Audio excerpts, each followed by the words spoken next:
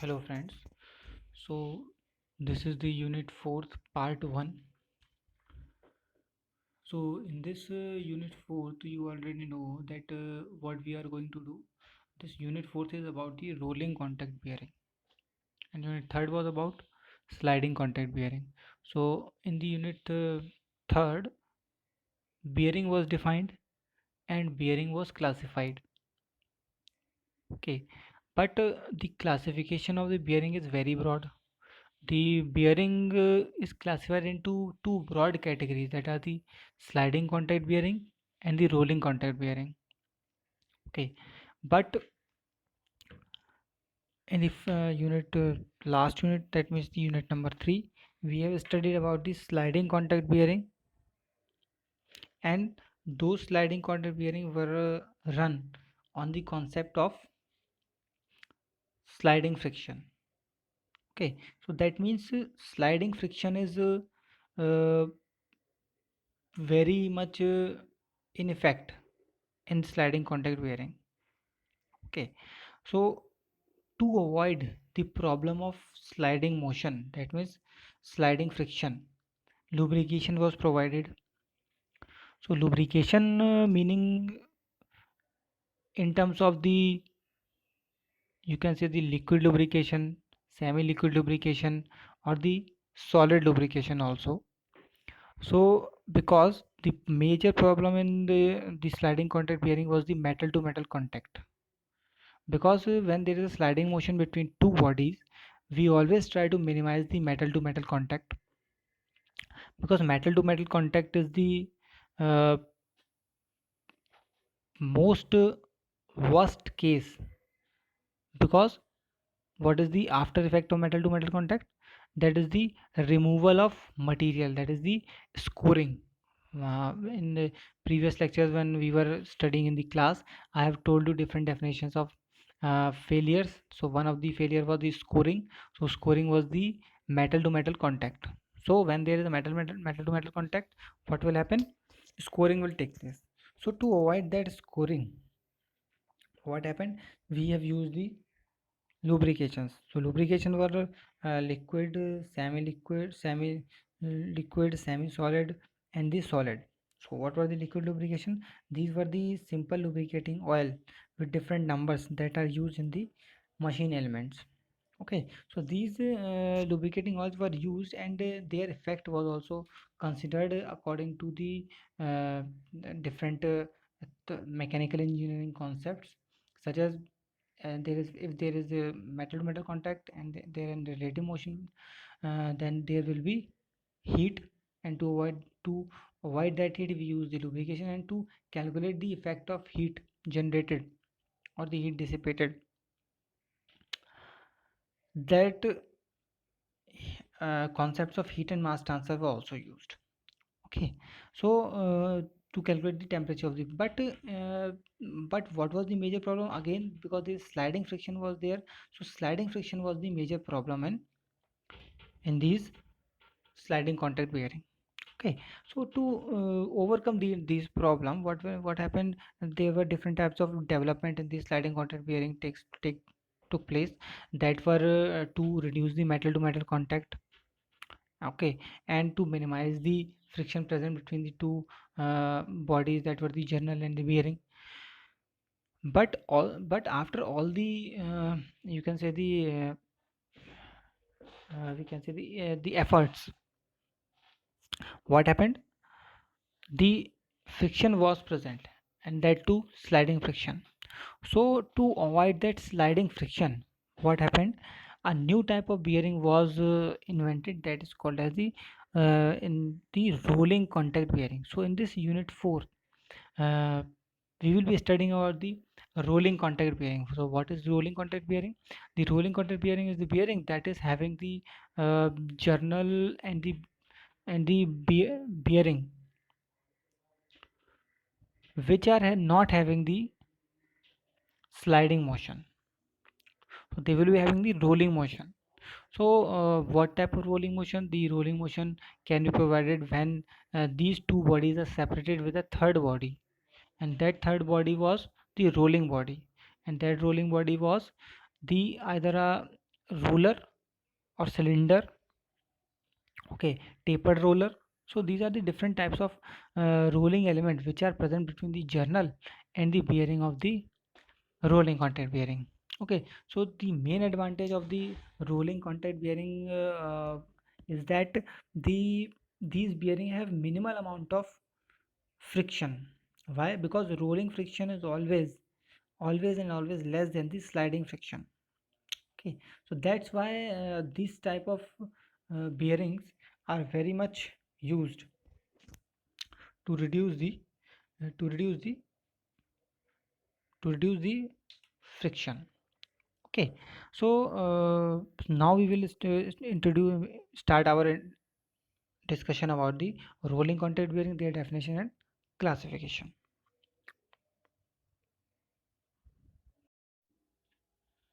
Good morning, friends. So this is Machine Design 2, Unit 4, Part 1 by Vaibhav Sharma. That is me.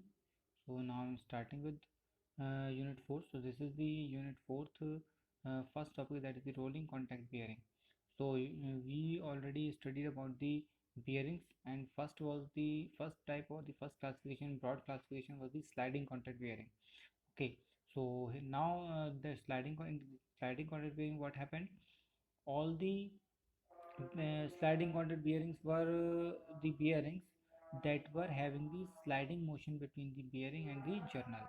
So now in this rolling contact bearing, what is happening, we have the relative motion between the journal and the bearing with the help of a rolling motion. So here the friction, amount of friction that is present, is far less than the sliding contact bearing. So that's why these bearings are also called as what, that are called as anti-friction bearings.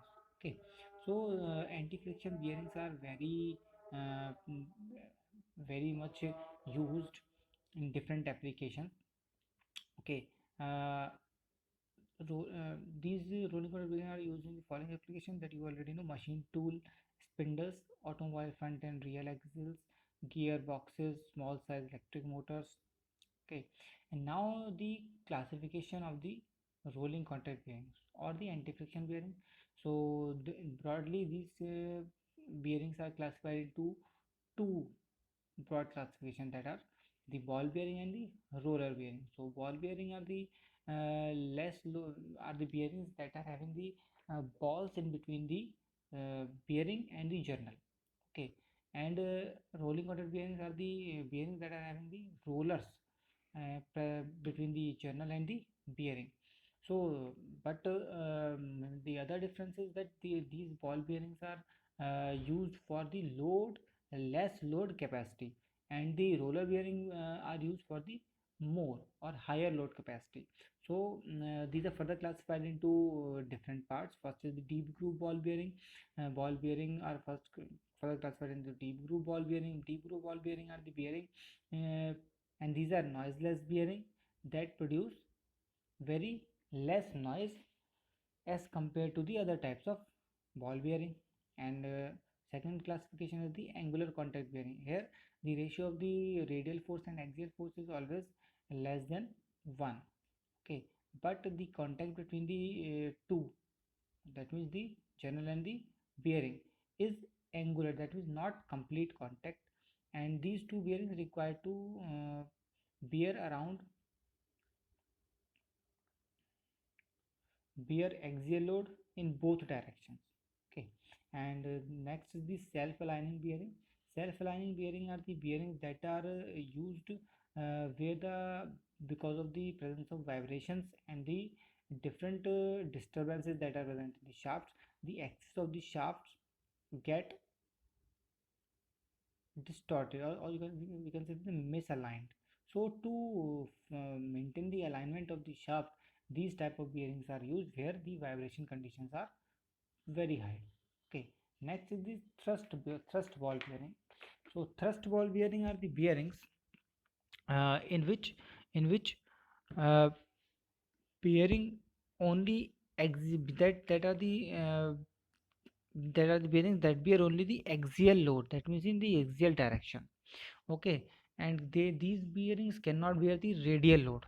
So that's why these are called as the thrust bearings. Now next are the roller bearings. Roller bearings are further classified in the according to the shape of the or the size of the shape of the roller. So first is the cylindrical roller bearing. So the here the roller is in the shape of a cylinder, and this can bear only axial load.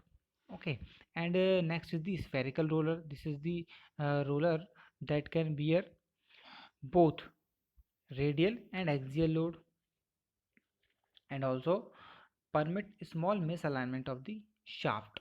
Okay, so small misalignment of the shaft is permitted in this type of spherical bear.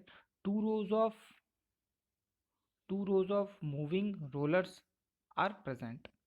Okay, next is the taper roller bearing. Taper roller bearing are the bearings where the radial and axial load ratio is greater than 1. Okay, load bearing capacity is maximum in this type of taper roller bearing. Why? Because these type of taper shapes can bear both the loads, that means the radial as well as the axial load. So the capacity is high in terms of the radial as well as the or the resultant load will be more, because of the resultant of the radial and axial load will be more, and that resultant load is applied on the bearing. So these type of bearing have more capacity as compared to the spherical roller bearing. Next is the needle bearing. Here needle bearings are the bearings that are having the L by D, that means length to diameter ratio is greater than 1. So where they are used? They are used where uh, radial space is constant. Okay, and bears both axial as well as the radial loads. Okay, so these are the different classifications of the bearings. Okay, so next, this is the next further, this is the simple or the basic diagram of the roller bearing. Okay, so in this roller bearing, what are the different components of the roller bearing? We have the inner race, outer race, and the cage. Okay, and the last one is the most important element, that is the rolling element. So we have the inner race, outer race, and the cage, and the rolling element. So what happens, this uh, inner race or outer race, these two races can both of them can be rotated. That means if one is fixed, if inner race is fixed, then outer race can be rotated. If outer race is fixed, then inner race can also be rotated. And so this can be the condition that depends on the application that where we are using. So like that we can use the combination of one rotating and other stationary, and one stationary, other rotating. Okay, and next is the very important element, that is the cage. Cage is the very important element in the roller bearing. And what are the different functions of the cage? Cage is used to avoid clustering of the rolling element. Okay, so these rolling elements are fixed, or you can say hold in their position, specific position, according to their or the according to the cage. So this is the first function of the cage. Next is the cage is used to avoid metal to metal contact between rolling element. Because why? Because if the cage is not present, what will happen? All the rolling element will be having metal to metal contact, and because of that the wear and tear of the rolling element will be very excessive. So that's why to minimize the metal to metal contact, cage is used. Okay, and next is the last function of the cage, that is it is used to maintain constant relative angular position between two adjacent moving element. Okay, so these are the three important functions of the cage.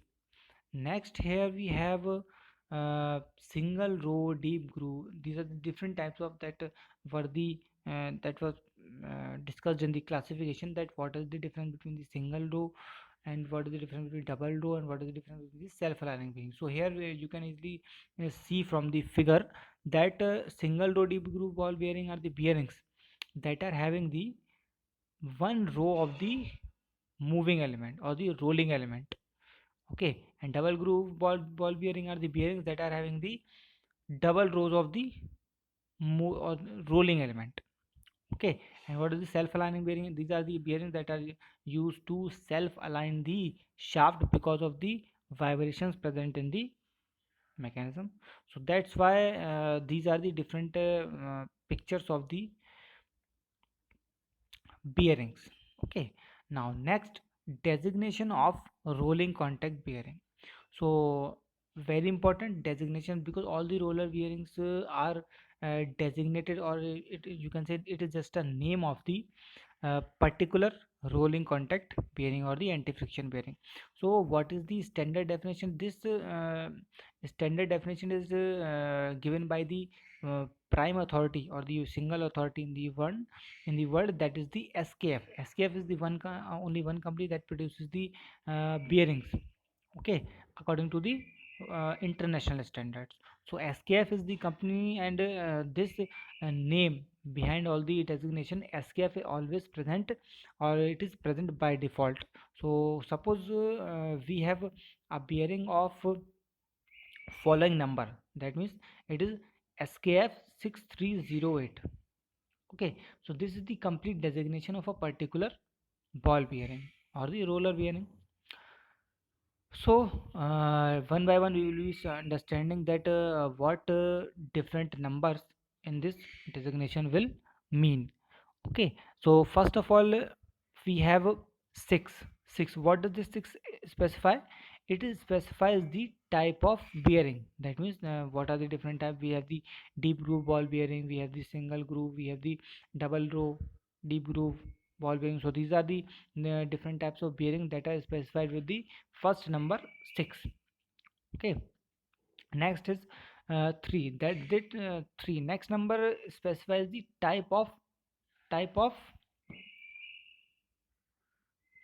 series. Okay, next number specifies the type of series means, because bearings are the components that are used to bear the load. Okay, that's why according to the type of load their series are specified. Now in this case we have different types of series, and their designation or the meaning of that number is specified in this column, where here we have type of series. Number one, what will it identify? It will identify that 1 is equals to 100 series. 100 series means extra light series. 2, that will be called as the light series. So like this we will be having different types of 3, that will be medium series. 4, that will be having, that will be heavy series. And 5, that will be having extra heavy series. So according to this number we can easily identify the which and that which type of series is this bearing is having. So and the next two numbers are the two numbers, that means 0 and 8, that will determine the size of the shaft or the diameter of the bearing. Okay, and how it is obtained? It is generally obtained by multiplying these last two digits with 5. So here we have 08. 08 will be multiplied with 5, and we will be having what is this 40 diameter of the shaft. Okay, so this is the basic understanding of the simple designation of the ball bearing. So now in the next slide you can easily see that what is the meaning of the that already I told you. And this is the simple figure that is showing the difference between the light series and the heavy series. Now next, this is the some special cases that are used for the different types of here we have codes and the shaft diameter. So here we have XKF, that is 6300 up to 6303. We have the standard dimensions of the shaft that are to be remembered by you. So here we have SKF 6300 is 10 mm, and SKF 6301 is 12 mm, 15. So like this, these are the four diameters that you have to remember. And after that is 6303. The next number is 6304. From here you will be having, or you will be calculating a diameter by multiplying with 5. So this is the simple understanding about the bearing.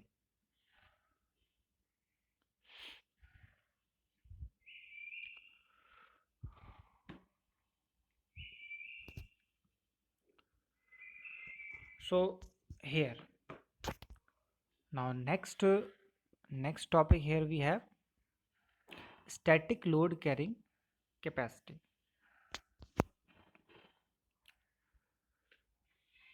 Now what is static load carrying capacity? C naught. So this is a simple definition of the static load carrying capacity, that is static load is defined as the load acting on the bearing when the shaft is stationary. Static means stationary, so that this is the maximum load that the shaft can bear when the shaft is stationary, that the bearing can bear when the shaft is stationary. So it produces permanent deformation in the balls and rows, which increases with increases load. So what is the basic understanding of the static load carrying capacity? That when the shaft is stationary, because of the weight of the shaft, the balls or the rolling element of the bearings will be having some deformation. Okay, so that deformation, at which load that deformation occurs, that is the maximum load carrying capacity of the, or the static load carrying capacity of the shaft. Okay, so and here we have a second definition also, that is also given. The static load carrying capacity of a bearing is defined as the static load which corresponds to a total permanent deformation of balls and races at the most at the most heavily stressed point of contact, and that is equal to 0.0001 times of the ball diameter. So this is the basic definition of the static load carrying capacity. Now next is very important, life of the anti-friction bearing. So what is the life of the that means what is the meaning of this term life? So all the bearings that are working with the shaft in the rotating condition, so one or after the other time, what will happen, that after some or the some number of rotations, what will happen, the shaft will be, or the bearing will fail. Okay, and at the, and after the that number of revolution after which the bearing failed, that total duration of working of the bearing is called as what, life of anti-friction, given in terms of the number of revolutions, number of revolutions. So let us understand that how it is given. So here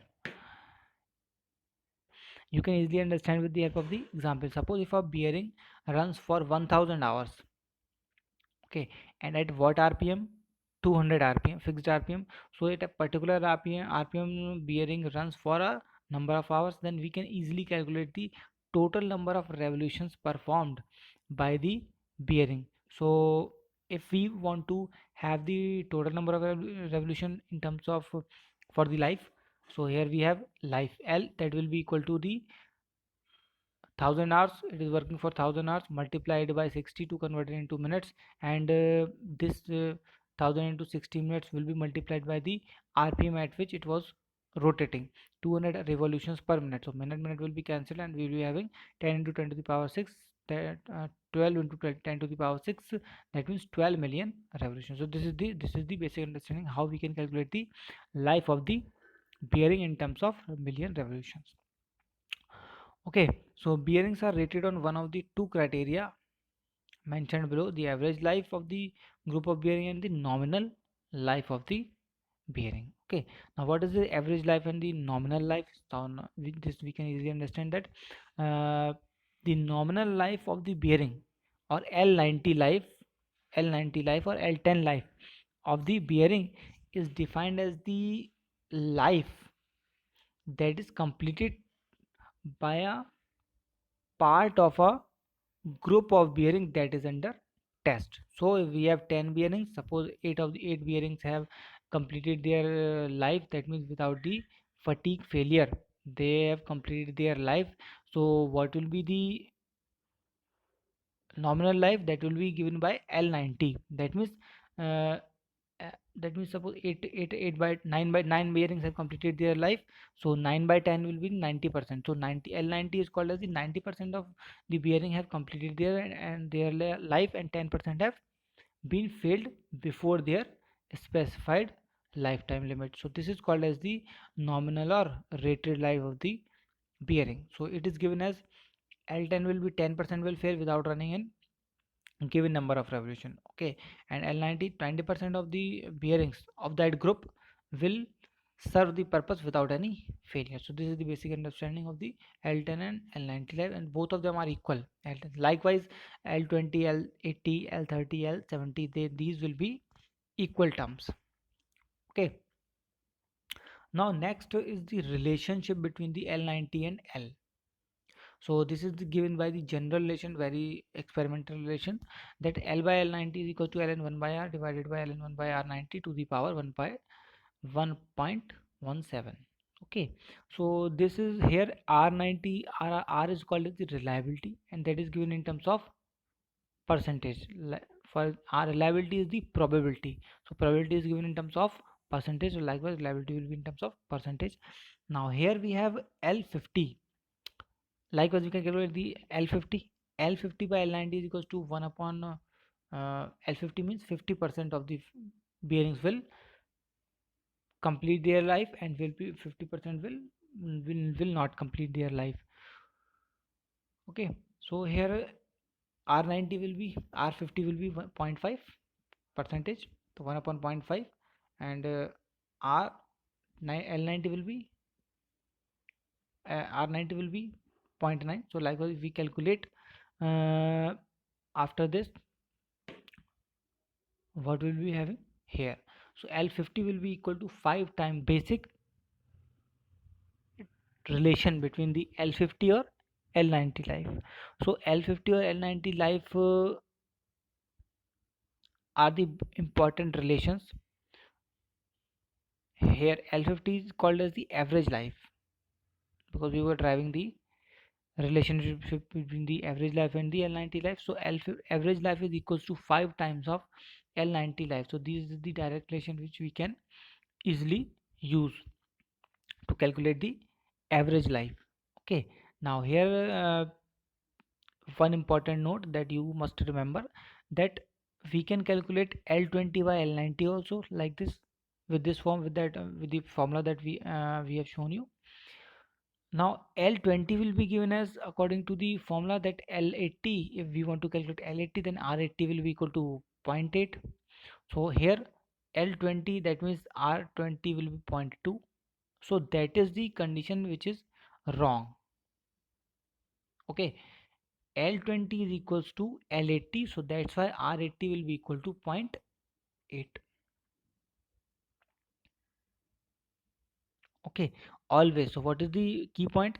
That if it is given in terms of value L20, that is less than 50, that means if the values are given in terms of L10, L20, L30, L40, so all of these values must have to be converted into the values greater than 50. So that means L50 will be L10 will be converted into L90, and L20 will be converted into L80, L30 will be L70, L40 will be L60. So this is the case that you have to follow. So this L20 will mean that it is L80, actually it is L80.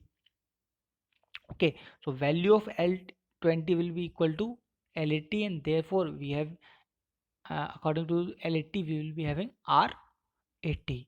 So R80 will be equal to 0.8. So here if we want to calculate L20 upon L90, then we have to put value of R as R80. So here R80 will be equal to 0.8. So this is the important note that you must remember for solving the problems. Okay, now next is the dynamic load carrying capacity. So what is the dynamic load carrying capacity? Here the dynamic load carrying capacity of a bearing is defined as the radial load in radial bearings, or thrust load in the thrust bearing, that can be carried for a minimum life of 1 million revolution. That means minimum life of 1 million revolution. That means all the bearing must complete at least 1 million revolutions for before the evidence of first fatigue failure. Okay, so it is based on the assumption that the inner race is rotating and outer race being stationary. Okay, so this is the very important point, that dynamic load carrying capacity, it is measured for the bearing that is completing at least 1 million revolution, then only it can be defined. Okay, now next is the very important equivalent bearing load. What is the equivalent bearing load in actual conditions? hmm, Radial and thrust components act on the bearing, that we already know, that in the classification also we have easily understood about the ratio of the radial and axial load, and that ratio was very important for the classification also. So in actual conditions, radial and thrust components act on the bearing. It is therefore necessary to convert these two components into a single hypothetical load, so that this load can be compared with the dynamic load carrying capacity of the bearing. Okay, so this load, these two loads, that means the radial load as well as the axial load, must be converted into the equivalent load for the comparison with dynamic load carrying capacity of the bearings, because then only we can decide that the bearing is safe or not, because in machine design the first important condition is for any component, that is if the component is safe or not. Okay, so that's why here equivalent load is necessary. So how it is given? It is given very easily. uh, we have the formula, simple formula: P is equals to S into XVFR plus FA. Here what are the different terms means? Here S is called as the service factor or the shock factor, X is the radial load factor, V is the race rotation factor, and Y is the axial load factor. Okay, so this is the simple. Y is the race rotation factor, and you already know that Fr is the radial load and Fa is the axial load. Now what are the how can we find these different factors to calculate the equivalent load? So this depend on the running conditions of the bearing. This can be easily taken from the data book, but for your convenience I am showing the different values of the factors. So here value of S, that is the service factor, can be easily given for the steady load or the no shock load. S will be 1. For the light shock, 1, S equals to 1.5. Moderate shock, S equals to 2. Heavy shock, S equals to 3. Extra heavy shock, S equals to 3.5. Okay, now next, values of X and Y. Okay, X and Y, now very important. These values can be easily you can see obtained from the data book. Okay, because these values depend on the ratio of the FR, FA and FR, and ratio of FA and C naught. C naught is the static load carrying capacity, and check in the data book for the in the table in the data book. So generally these values can be taken. Okay, that means thrust ball bearing, we have X equals to 0, Y equals to 1, and cylindrical ball bearing X equals to 1 and Y equal to 0. Now next, values of V depends upon the rotation of races. That means uh, which route, because I already told you any of the race can rotate. If inner race rotates, then V is equals to 1. If outer race rotates, V is equals to 1.2. Okay, so the above formula is valid only when load and speed are remains load and speed remains constant with respect to time. So this is the very important condition for the above formula, that if the load with respect to time, here you can see the graph of load versus time. Here we have load Fa and Fr and revolution of the bearing that are constant for a particular period. So that's why this formula is valid in this case. But what will happen if the load varies uh, for different intervals?